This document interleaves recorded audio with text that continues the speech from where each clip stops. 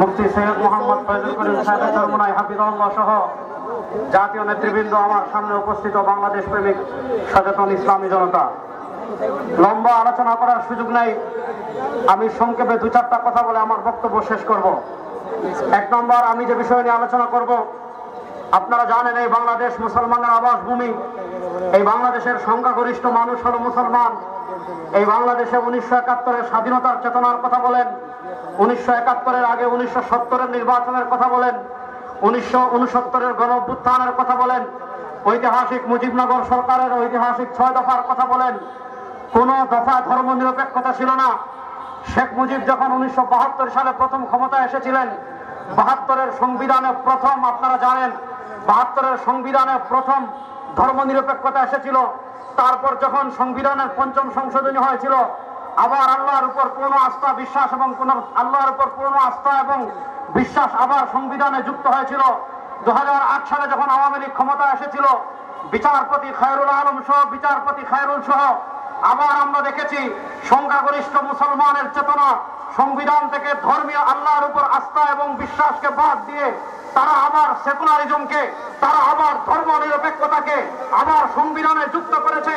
আজকের এই সমাবেশ থেকে আমরা প্রথম দাবি জানাই, যে সকল ভারতীয় রাজাকাররা আমার সংবিধান থেকে আল্লাহর উপর আস্থা এবং বিশ্বাসকে বাদ দিয়েছে, ওই ভারতীয় রাজাকারদের বিচার এই দেশে করতে হবে।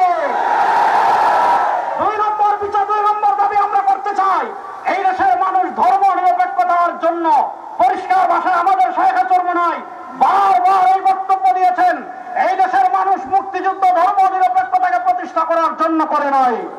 সুতরাং আমরা সুস্পষ্ট ভাষায় বলতে চাই, আল্লাহর উপর পূর্ণ আস্থা বিশ্বাস, এই যে আমাদের ঈমান, এই যে আমাদের চেতনা, বাংলার সংবিধানে আল্লাহর উপর আস্থা এবং বিশ্বাস আবার ফিরিয়ে আনতে হবে।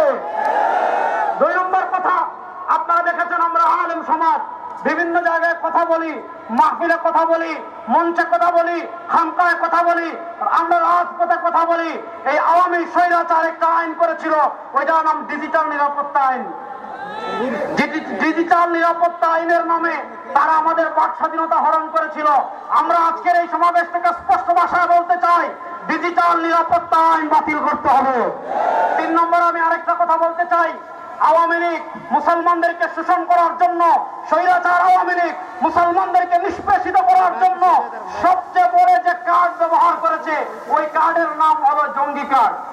আপনারা বিভিন্ন জায়গায় দেখেছেন আলেমদেরকে গ্রেফতার করেছে, এদের কাছে ফাজাইলে আমল বই পাওয়া গিয়েছে, ফাজাইলে আমলকে জঙ্গি বই বলেছে, বিভিন্ন ইসলামিক বইকে জঙ্গি জিহাদি বই বলে তারা বিভিন্ন আলেমদেরকে, বিভিন্ন কলেজের ইসলামিক ছাত্রদেরকে যারা ইসলামী চেতনা লালন করে, এ সকল ছাত্রদেরকে তারা গ্রেফতার করে দিনের পর দিন কারাগারে বন্দী করে রেখেছে।